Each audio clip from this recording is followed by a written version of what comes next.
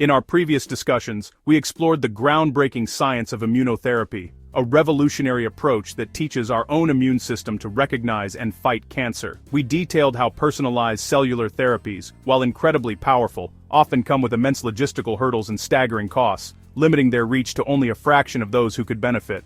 The central challenge has been a model built on bespoke, one-time treatments, expensive to manufacture, difficult to deliver safely, outside of specialized hospital centers. This has created a bottleneck, where brilliant science struggles to become accessible, everyday medicine. How do we break this paradigm? How do we make personalized intelligence scalable, affordable, and safe? Today, in Part 3, we connect those concepts into a unified, actionable blueprint. We introduce a teacher-student platform, transforming cancer care from single-use sprints into a sustainable, long-term strategy. Capture a patient's unique cancer intelligence just once in what we call a teacher session. This single extraction creates a reusable master plan. Then we use this plan to guide waves of standardized, off-the-shelf student cells, administered affordably and safely in an outpatient setting, cycle after cycle. This shift from bespoke manufacturing to industrialized delivery is not just a theoretical concept, but a practical pathway forward. This approach fundamentally re-architects the entire cost and delivery structure of immunotherapy. It moves the most complex and expensive part, the personalization, to a single upfront event that can be amortized over a patient's entire treatment journey. Subsequent treatments become routine, relying on mass-produced components guided by simple, low-cost molecules. Furthermore, we will explore how a parallel innovation, universal artificial blood and synthetic media, can standardize the logistical backbone of this system. These tools promise to streamline manufacturing, eliminate transfusion bottlenecks, and enhance safety, making outpatient delivery not just a goal, but a reliable reality. Our objective is to demonstrate a credible path from today's $500,000 price tag toward a future where effective immunotherapy could cost closer to $200,000 per episode. This isn't about overpromising a cure, it is about underpromising and over-delivering on a practical system. We will lay out the scientific guardrails, the economic models, and the operational steps needed to make this vision a reality. We will show how one teacher run can create many doses, how costs can be systematically driven down, and how safety can be engineered into the very design of the therapy. By connecting the dots between advanced cell engineering, smart chemistry, and robust logistics, we can finally build a bridge from the laboratory bench to the community clinic. This is the story of how we make immunotherapy work, not just for the few, but for the many, by building a system that is as intelligent in its design as it is in its science.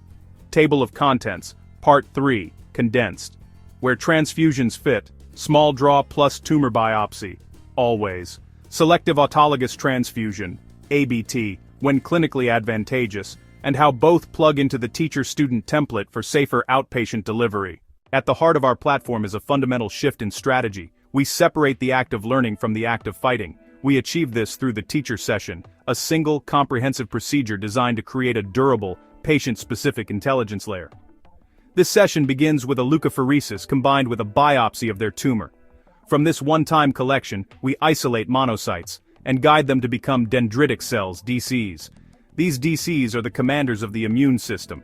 We mature them in the lab by exposing them to the patient's unique tumor antigens, effectively teaching them to recognize the enemy with precision.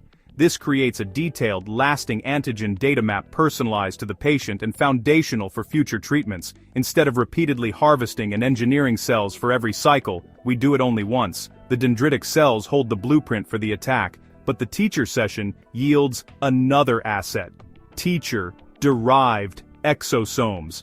Activated immune cells shed tiny vesicles called exosomes. These are not cells, they are cell-free couriers. They carry molecular cargo, surface proteins, CARs, cytotoxic enzymes. We collect and bank these patient-specific exosomes to create a personalized arsenal of signaling molecules.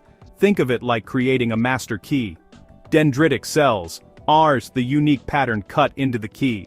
Once we have the master key, we no longer need to return to the locksmith for every new door. One intensive procedure yields intelligence to guide years of less intensive treatments. This changes long-term cancer management. Relapse becomes an opportunity to redeploy existing intelligence. Dendritic command layer remains on standby, exosome bank ready for use. The patient is no longer passive, but an active participant, armed with a personalized strategic asset.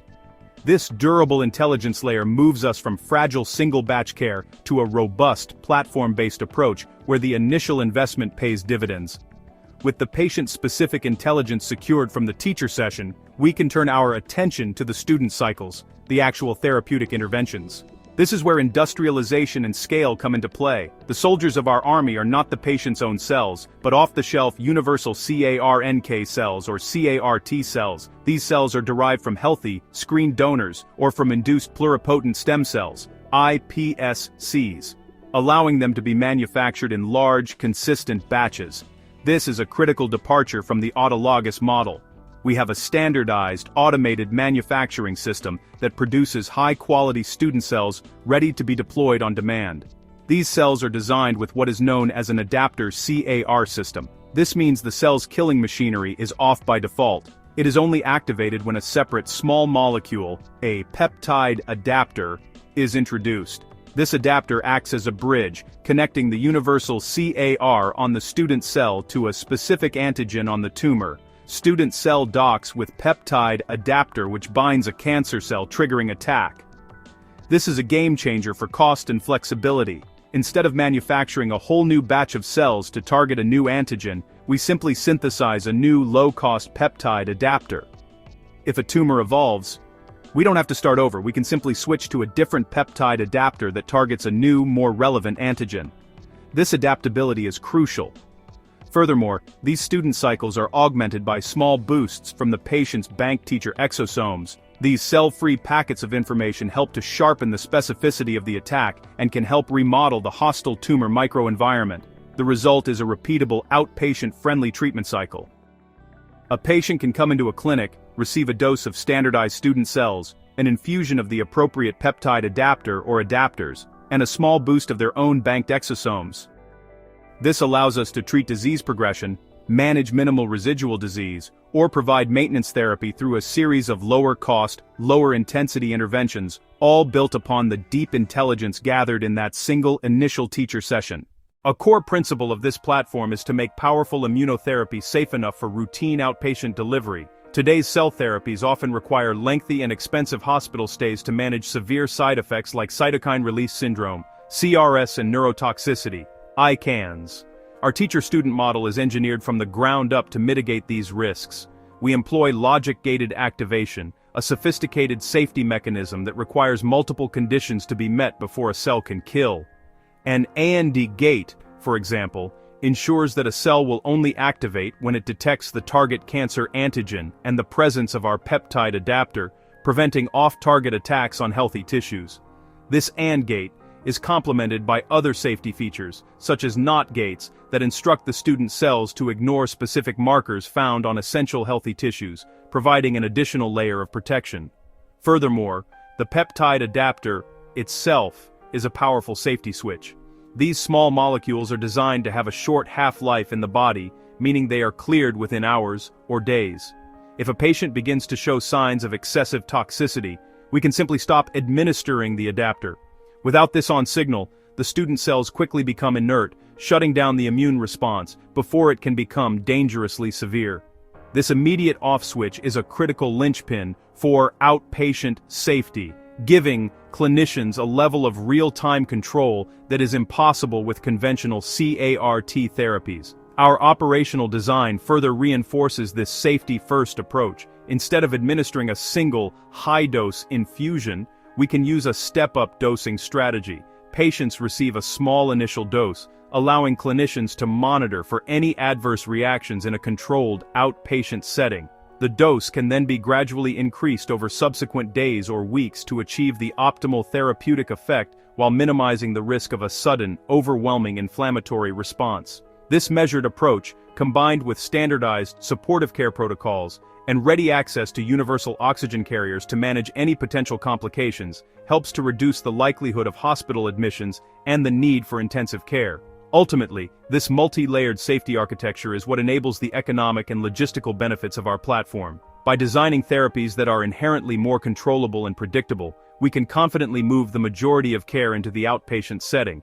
This dramatically reduces the two largest and most variable cost drivers in immunotherapy today: inpatient bed days and ICU utilization. It also improves the patient experience, allowing them to receive cutting-edge treatment while maintaining a better quality of life. Safety is not an afterthought in our model, it is an integrated design feature that unlocks the potential for scalable, affordable, and accessible cancer care for everyone. Part 3. Cost Anatomy and the Path to Roughly $200,000. 1. The million-dollar problem, deconstructing today's costs. 2. The teacher-student solution, a new economic equation. 3. The path to roughly 200,000 levers for scalable affordability. To understand how our teacher-student model achieves such a dramatic cost reduction, we must first dissect why current autologous cell therapies are so astonishingly expensive, often ranging from $500,000 to over $1 million per episode. The primary driver of this cost is the bespoke, one-patient, one-batch manufacturing process. Each treatment is a custom-made product, starting with the patient's own cells. This requires complex logistics to transport cells to a specialized manufacturing facility and back again, all while maintaining a fragile vein-to-vein cold chain. Any disruption in this chain, a scheduling conflict, a shipping delay, can jeopardize the entire process, leading to costly failures and devastating delays for patients in critical need of care. Inside the manufacturing facility, the costs continue to multiply. The process of genetically engineering a patient's cells is labor-intensive, often requiring over 200 hours of highly skilled manual work per batch. Key components like viral vectors are used to deliver the new genetic code into the cells. These vectors are incredibly expensive to produce under stringent GMP standards. Furthermore, each unique batch must undergo an exhaustive battery of quality control and release tests: sterility, identity, potency, safety. This intensive testing adds significant time and expense, creating a system that is inherently slow, prone to variability, and incredibly difficult to scale.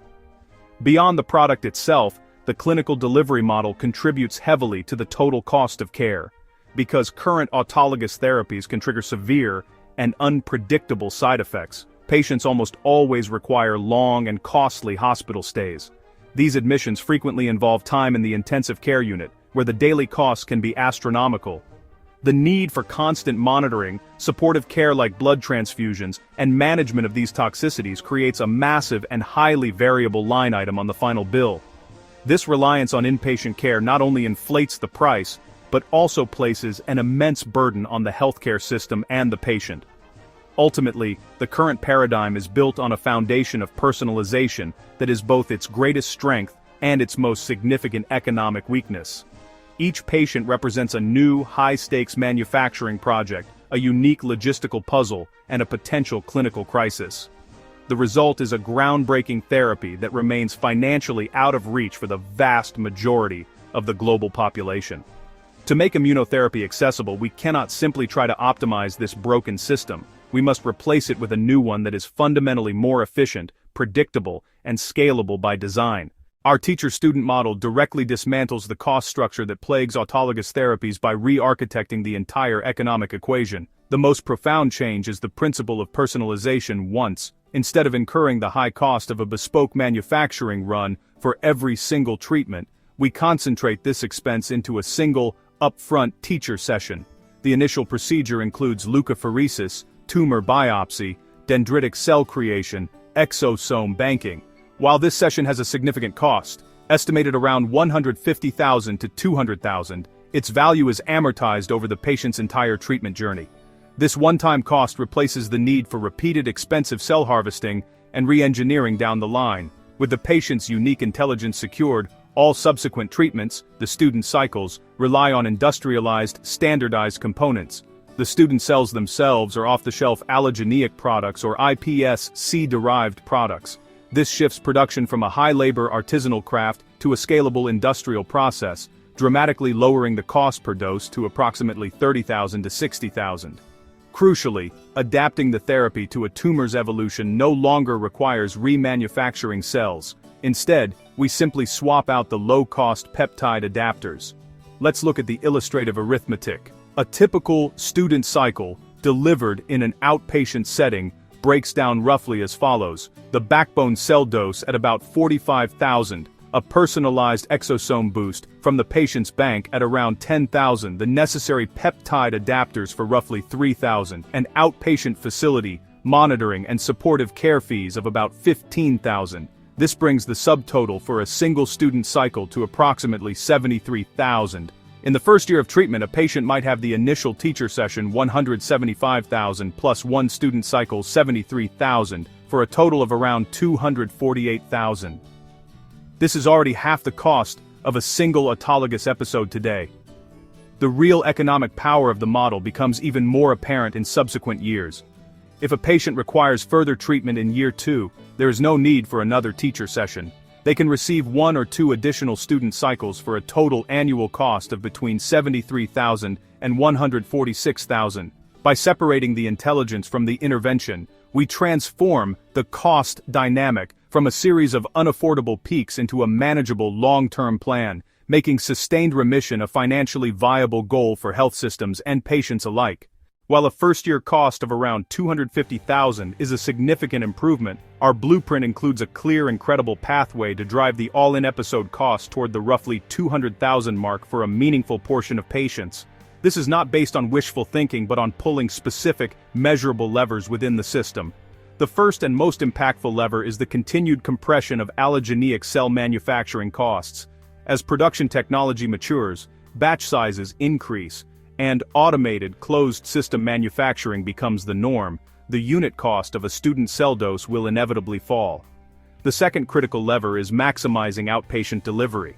Our model is designed for this, but its economic success depends on keeping patients out of the hospital. The goal is to achieve at least 70% of all treatment cycles administered entirely on an outpatient basis, with hospital readmission rates kept below 30%. This relies on robust patient selection protocols, diligent remote monitoring, and the built-in safety features of the therapy, such as the adapter off switch. The third lever is the implementation of innovative payment models, specifically outcomes-based agreements. Under an OBA, the final price a payer or health system pays is tied to the therapy's real-world success. For example, the full price might only be paid if a patient remains in remission for a specified period or if they successfully avoid hospitalization during treatment. This aligns the financial incentives of the manufacturer, the provider, and the payer around the shared goals of durability and safety. Finally, a hidden but massive cost multiplier in today's biomanufacturing is batch failure. Our model mitigates this by using standardized, off-the-shelf cells produced with defined, synthetic, human, origin-free media. This reduces lot-to-lot variability and the risk of contamination, leading to far fewer batch failures and less QC rework. By pulling these 4 levers together, industrializing cell production, maximizing outpatient care, aligning payment with outcomes, and ensuring manufacturing consistency, we can systematically and credibly bend the cost curve, making a roughly 200,000 price point not just an aspiration, but an achievable reality. Section 1. The oxygen backbone. A critical component enabling scalable, safe outpatient care is the integration of universal oxygen carriers, often called artificial blood. They fall into categories: hemoglobin-based oxygen carriers, perfluorocarbon emulsions. After decades of research, these technologies have matured, though broad regulatory approval for routine use is still pending in major markets. We must set clear scientific guardrails from the outset. These products are not immunologically active. They cannot be trained to fight cancer. Their role is purely logistical and supportive. They're designed to do one thing exceptionally well: carry and deliver oxygen to tissues, independent of a patient's blood type. That simple function is a revolutionary enabler for the platform.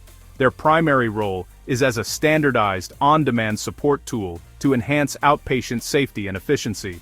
In a community clinic, immediate access to a room-temperature stable, universally compatible oxygen therapeutic is a profound advantage. It removes delays and complexity from traditional transfusions, which require blood typing and cross-matching, processes that can take hours. If an immunotherapy patient shows anemia or respiratory distress, a universal carrier can be given instantly, providing a critical oxygen bridge without the logistical friction of the hospital blood bank. The economic benefits are substantial. A standard red blood cell transfusion can cost thousands when you add acquisition, testing, administration, overhead.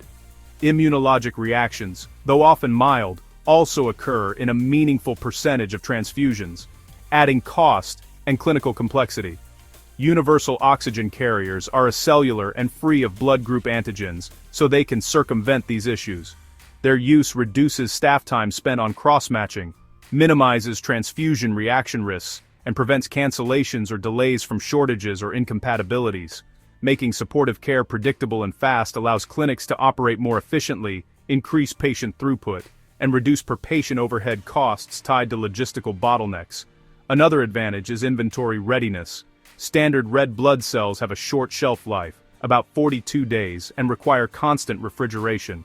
Many universal oxygen carriers are stable at room temperature for years. That enables rural and community clinics to keep reliable stockpiles without cold chain infrastructure. This readiness strengthens the healthcare network, decentralizes care away from overloaded tertiary centers, and keeps supportive tools on hand for outpatient immunotherapy.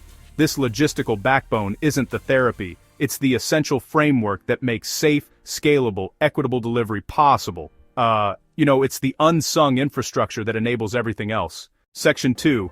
Manufacturing consistency. The same principle of standardization that universal oxygen carriers bring to clinical logistics also applies to the manufacturing process through the use of defined synthetic media or plasma. In the world of advanced cell therapy production, one of the biggest hidden costs and sources of failure is variability. Traditionally, cells are grown in media supplemented with serum derived from human or animal sources.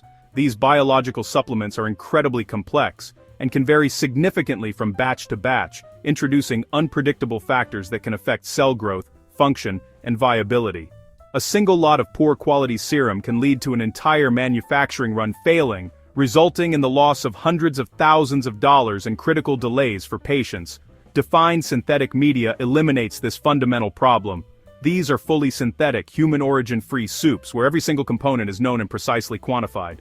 By removing all biological unknowns, we create a perfectly consistent and reproducible environment for growing our allogeneic student cells and for harvesting exosomes. This dramatically reduces lot-to-lot variability, lowers the risk of contamination from adventitious agents, and significantly decreases the rate of batch failures.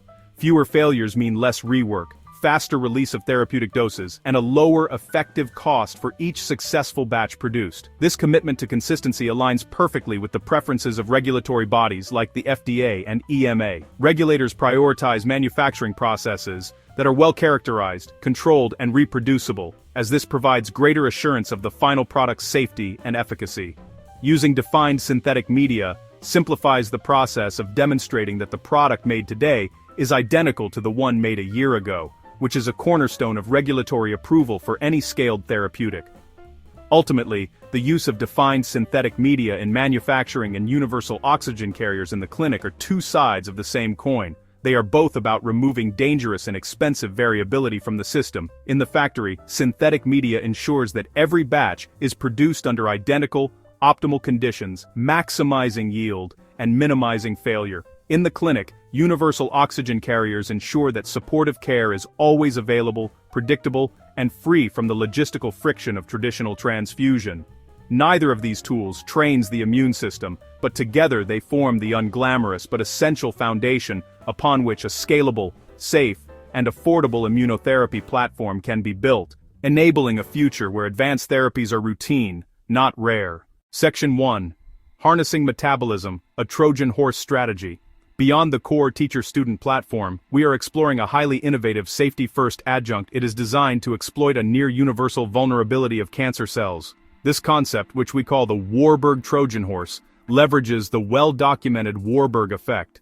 The Warburg effect: aggressive tumors have a voracious appetite for glucose. They dramatically upregulate sugar transport to fuel rapid growth. Our idea is to use this metabolic signature as a homing beacon. By decorating our peptide adapters, or by decorating banked exosomes with specific sugar molecules, we can bias their uptake toward tumors, encouraging accumulation in the tumor microenvironment. This creates a Trojan horse delivery system. Sugar-decorated particles smuggle therapeutic agents into the tumor. The goal is a 1-2 punch, primary punch, targeted killing by student cells triggered by antigen recognition.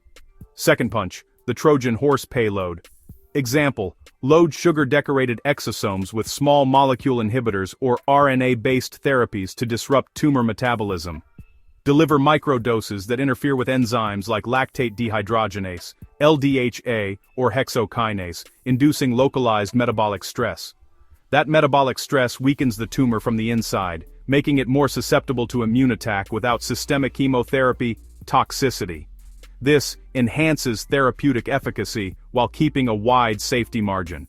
The Trojan horse enables selective enrichment. Healthy tissues have much lower glucose uptake than malignant tumors. Clinically, this difference is quantified with FDG PET scans.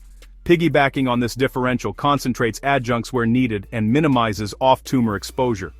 Important, this is preclinical research, not a clinical promise. The literature supports feasibility, glycoconjugates for tumor targeting, and exosomes as drug delivery vehicles. Our task is to translate these concepts into a disciplined, testable hypothesis on our platform. We position this as an optional next-generation layer, added only after rigorous validation of safety, biodistribution, and efficacy in preclinical models. The Warburg Trojan horse is the innovative edge of our platform, pursued with a disciplined, safety-first mindset. Section 2. Engineered for safety, the primacy of the AND gate. The single most important principle is the preservation of the logic gate. Safety architecture is non-negotiable. The cytotoxic or killing function of our student cells must always remain under strict AND gate control. A cell will only be triggered to kill when it recognizes two distinct conditions simultaneously. Condition 1, the presence of the specific tumor antigen. Condition 2, the presence of the peptide adapter. Both must be present. The AND gate must fire. A tumor's high glucose uptake alone will never be sufficient to trigger an attack. This is the safeguard that protects healthy, highly glycolytic tissues. Brain, kidneys, activated immune cells. The AND gate decouples delivery from activation.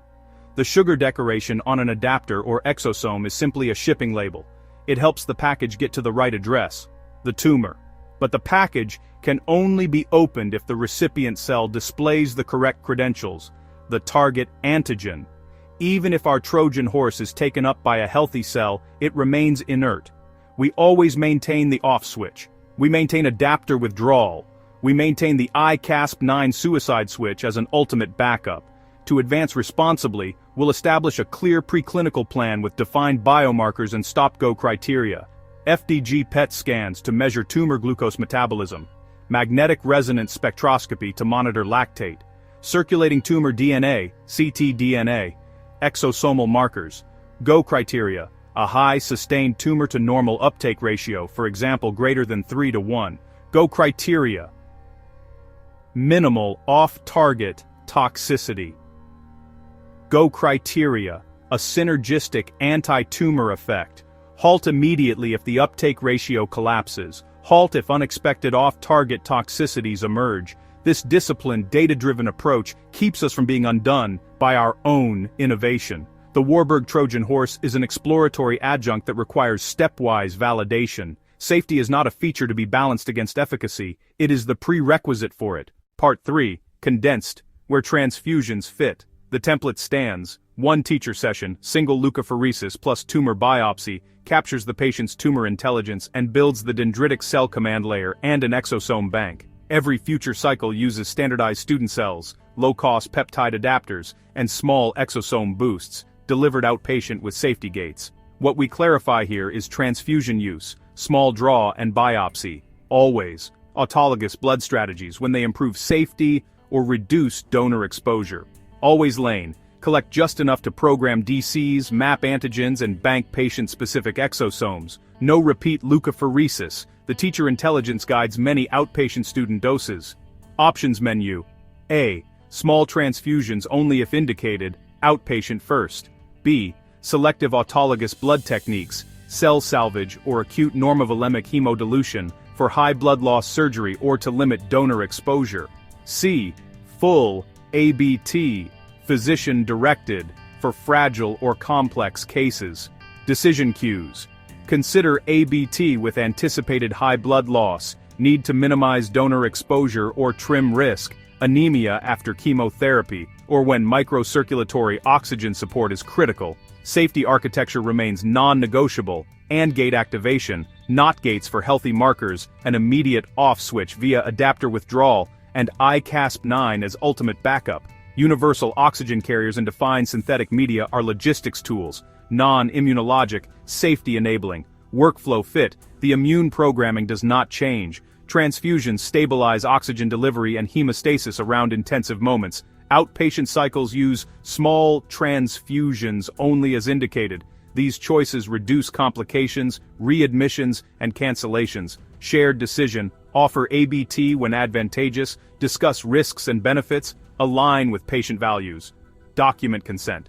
Checklist, always, leukapheresis plus biopsy. Consider ABT, high blood loss, limit donor exposure or TRIM, fragile status, logistics favor ABT, proceed outpatient, backbone cell dose, adapter, small exosome boost, oxygen support kits, defined media. One teacher, many students. Transfusions, small or full, are configurable supports that stabilize patients and protect schedules. Major savings still come from personalized once, reuse, often, industrialized manufacturing, switchable adapters, outpatient first care, bringing total costs toward roughly $200,000 without overpromising cures.